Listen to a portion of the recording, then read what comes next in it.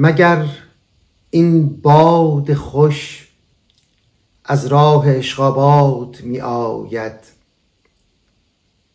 مگر این باد خوش از راه عشق‌آباد می آید که بوی عشق‌های کهنه از این باد می آید.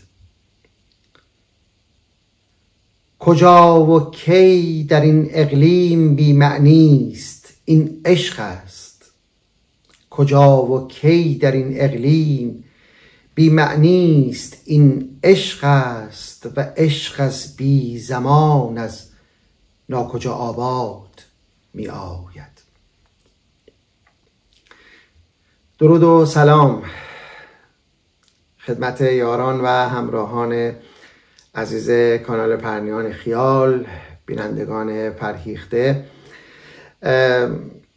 دو بیت آغاز این برنامه از غزل زیبایی بود، سروده زنده یاد حسین منزوی، که در این برنامه قصد دارم به طور مختصر از او یاد بکنم.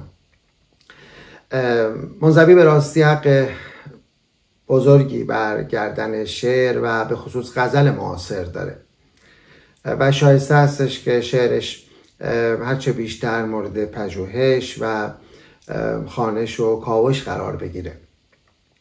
ابتدا اجازه بدید که خوانش این غزل زیبا رو ناتمام نگذارم، بعد مطالبی رو خدمتتون عرض خواهم کرد.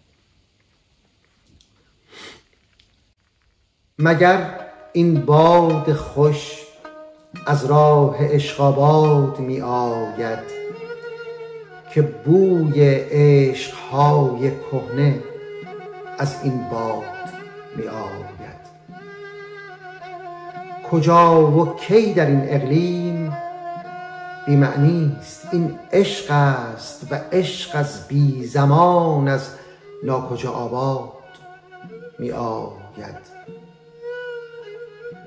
به هفت‌آرایی مشاطگان او را نیازی نیست که شهرآشوب من با حسن مادرزاد می آید. هراس از باد هجرانی نداری وصل می پرسد و از عاشق جواب هرچه باداباد می آید.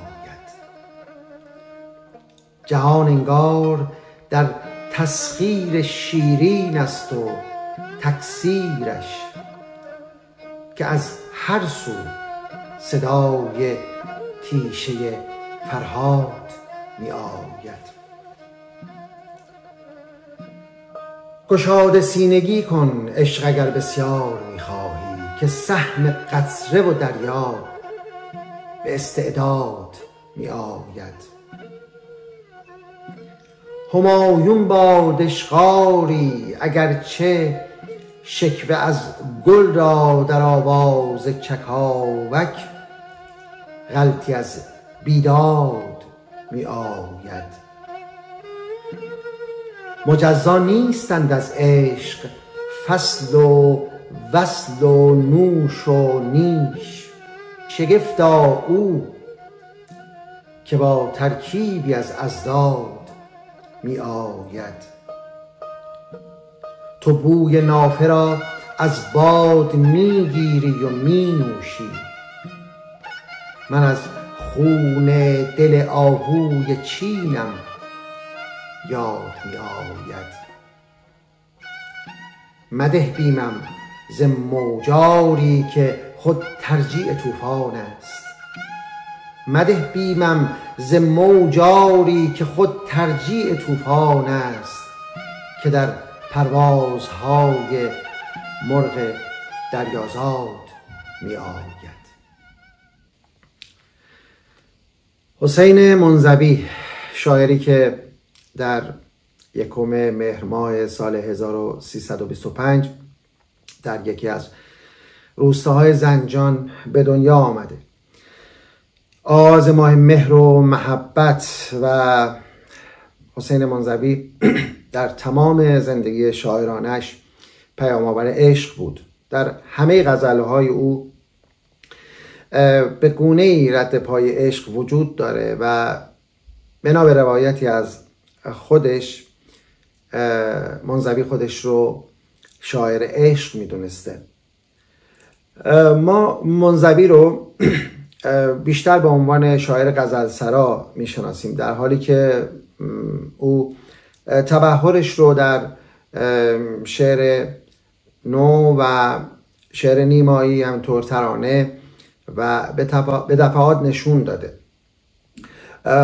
خب ترانه بسیاری از اون مورد توجه خوانندگان قرار گرفته و مخاطب بسیار پیدا کرده. با این حال اون چی که منزوی رو در واقع در میان شاعران معاصر برجسته میکنه، غزل‌های منزوی هست که یک جایگاه ویژه‌ای به او در شعر معاصر میبخشه. در غزل منزوی گرایش به نوگرایی وجود داره، اما بدون هراس از بکارگیری کلمات و حتی مضامین سنتی شعر فارسی و در واقع جایگاه منزوی در غزل معاصر همین بس که نمیتوان سراغ خوانش غزل معاصر رفت بیان که در کنار بزرگانی چون زنده یاد هوشنگ ابتهاج، منوچهر نیستانی و بعدها بهمنی از منزوی نام برد. در حقیقت منزوی با احیای مجدد غزل در زمانی که در عموم مجامع اون زمان، به خصوص مجامع روشنفکری، سرودن در انواع ادبی کلاسیک از مصادیق ارتجاع دونسته میشد، منزوی در کنار سایر بزرگان نقش مهمی در رواج دوباره غزل به خصوص بعدها در دهه‌های بعد داشته.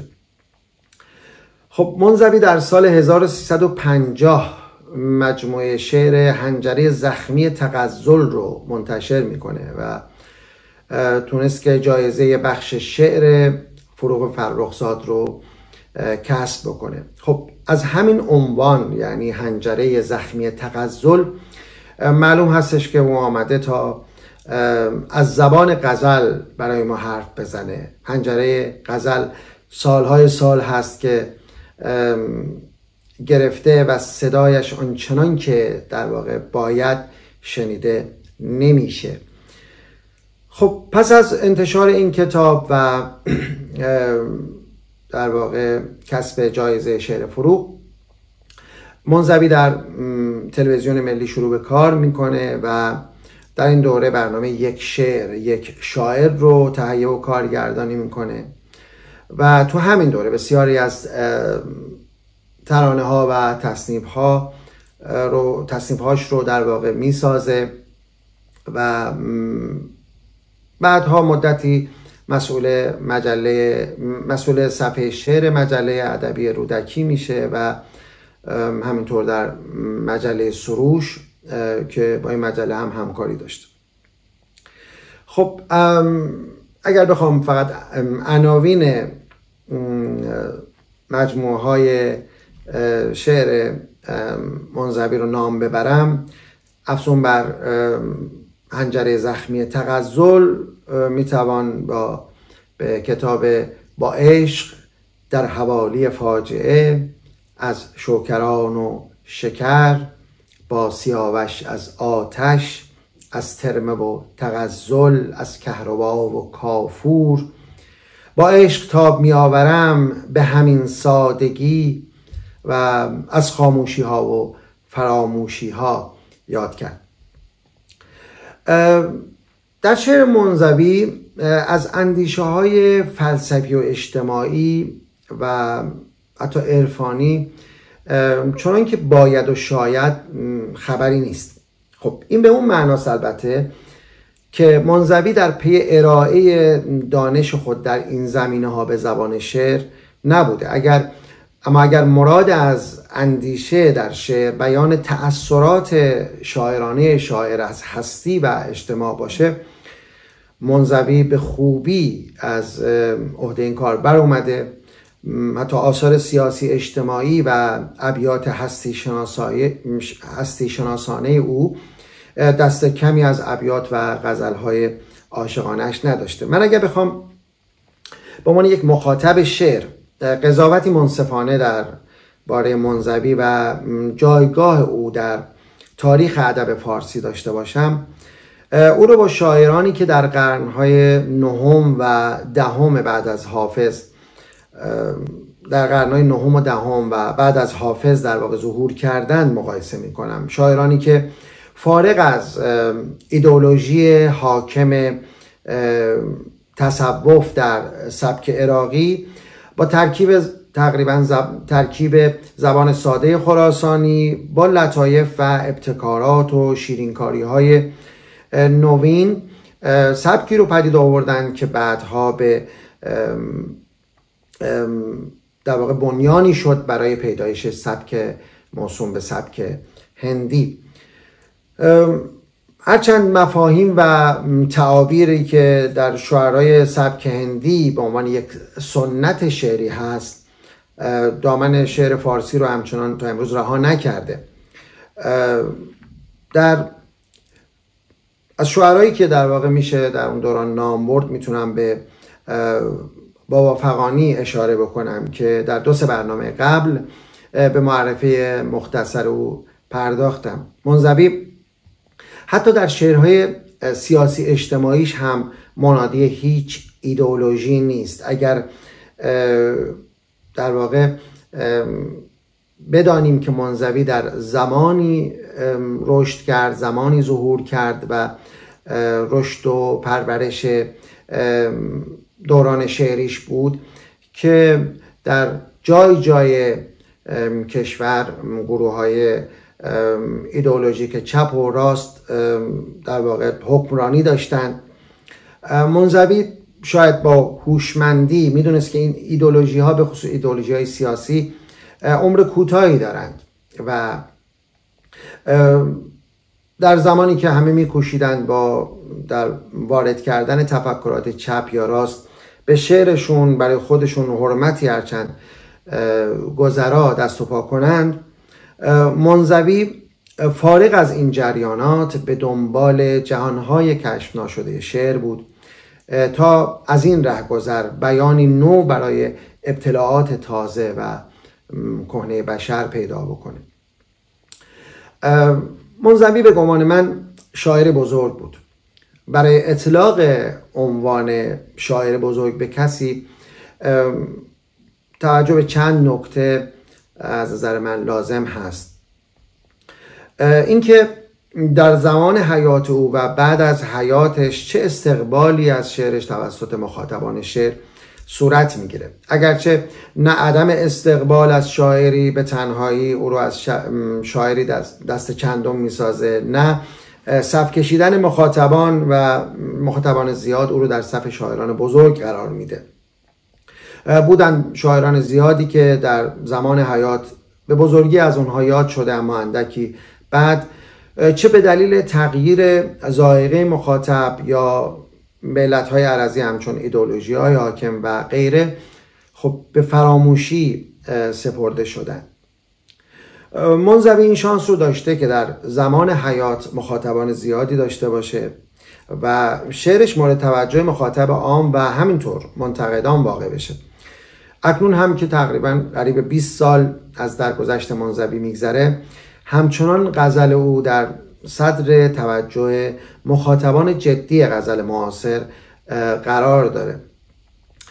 خب این اتفاق البته اتفاق میمون و خجسته در شرایطی رخ داده که بسیاری به عمد تاب محبوبیت حسین منزوی رو نداشتند.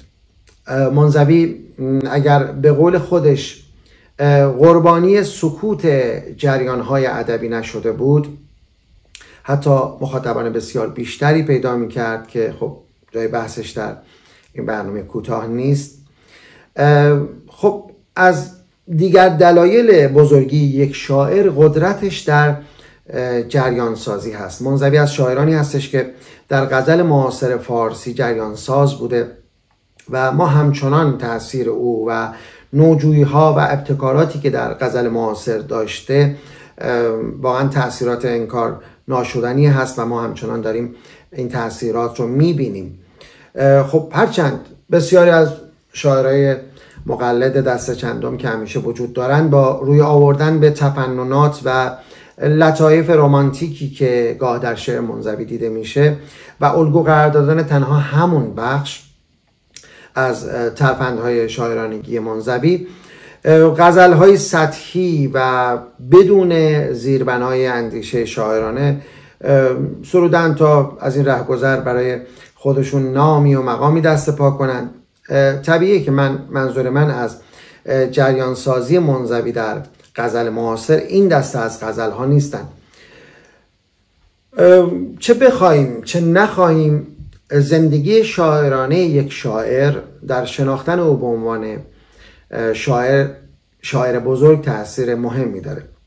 زندگی شاعرانه نه از این رو که معمولاً معروف هست به اینکه شاعر رو شخصی گوشه‌گیر و فارغ از دنیای اطراف خودش و اطلاعات اجتماع بدونیم و هر شاعری که به قصد یا از جبر امور مادی به انزوا روی میاره رو شاعری بزرگ بشماریم. زندگی شاعرانه به گمان من زندگی توأم با درد شاعر بودن هست، حساسیت فوق‌العاده در تمام عمر به مسائل هستی و اجتماع که خب بی تردید بار هستی رو بر گرده شخص و گرده شاعر سنگین میکنه و او رو به سخنان، اشعار و گاه رفتارهای سوق میده که در تحمل هر کسی نیست. خب طبیعتا این مسئله از شاعر شخصی تنها میسازه و این تنهایی رو فقط خود شاعر درک میکنه و دردش رو درد این درک رو در خواب و بیداری با خودش به همراه داره. شاعر حتی وقتی که در حال صدها نفر در حال گوش فرا دادن به شعرخوانی او هستند یا وقتی تیراژهای 10,000 تایی یا بیشتر کتابهاش رو میبینه و درست در زمانی که بسیاری از همسنفانش در غبطه و رشک از شهرت و محبوبیت اون میسوزند تنهاست و اتفاقا شاید در این مواقع شاعر تنهاتر از همیشه است و در واقع درد شاعرانگیش بیشتر. منزوی در چنین انزوایی میزیست.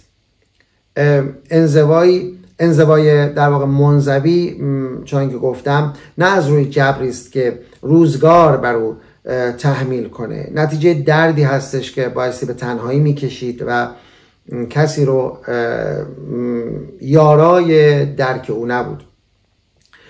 به خصوص در نیمه دوم زندگیش جز موارد اندک کمتر میل به حضور در مجامع ادبی و شعرخوانی داشت، اون هم در زمانی که میشه گفت از شهرت و محبوبیت قابل توجهی برخوردار بود و همو در نهایت چنین غم‌انگیز و در این حال دلانگیز زبان حال خودش رو در رسای مهدی اخوان ثالث چنین می سراید که شاعر تو را زین خیل بیدردان کسی نشناخت. شاعر تو را زین خیل بیدردان کسی نشناخت. تو مشکلی و هرگزت آسان کسی نشناخت. کنج خرابت را بسی تسخر زدند اما گنج تو را ای خانه ویران کسی نشناخت.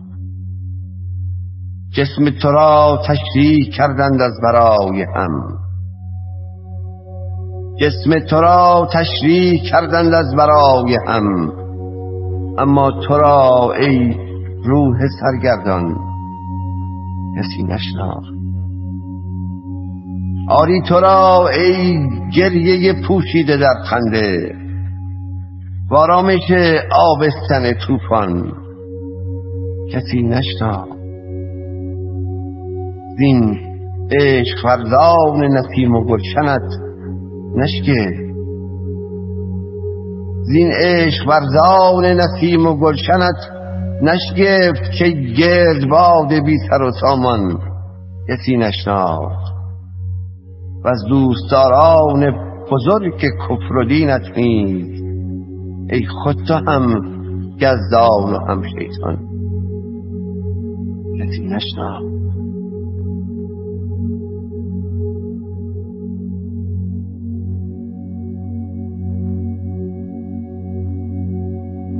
گفتند این دون است و آن بالا، تو را اما ای لحظه دیدار جسم و جان کسی نشناخت. با حکم مرگت روی سینه سالهای سال آنجا تو را در گوشه یمگان کسی نشناخت. فریاد نایت را و بانگ شکوه هایت را ای طالع و نام تو ناهم خوان کسی نشناخت. بیشک تو را در روز قتل عام نیشابور با آن دلیل سینه عرفان کسی نشناخت. با جوهر شعر تو چون نام تو برنده، ذات تو را ای جوهر بران کسی نشناخت. روزی که میخواندی مخور می محتسب تیز است، لحن و نوایت را در آن سامان کسی نشناخت. وقتی که میکندند از تن پوستت را نیز، بیشک تو را زان پوستین پوشان کسی نشناخت. چون میشدی مخنوق از آن مستان، تو را ای تو خاتون شعر و بانوی ایمان کسی نشناخت. آن دم که گفتی بازگرده اید از زندان، خشم و خروشت را در آن زندان کسی نشناخت. چون راز دل با غار میگفتی، تو را هم نیز ای شهریار شهر سنگستان کسی نشناخت. حتی تو را در پیش روی جوخه اعدام جز صبحگاه خونی میدان کسی نشناخت. هر کس رسید از عشق ورزیدن به انسان گفت، هر کس رسید از عشق ورزیدن به انسان گفت، اما تو را ای عاشق انسان کسی نشناخت. خب شعر دردمندانه حسین منزوی که در حقیقت رنجنامه‌ای بود از سوی همه شاعران در تمام اعصار رو با صدای شاعر شنیدیم. گمان میکنم همین مختصر که با هدف یاد کردی از این شاعر دردمند و جریان ساز تهیه شده کافی باشه. پس برنامه رو همینجا به پایان میرسونم که لذت شعر و صدای حسین منزوی حتی برای ساعتی هم شده در ذهن و ضمیرتون جا خوش کنه و بمونه. تا برنامه دیگر، خدا یار و نگهدارتون.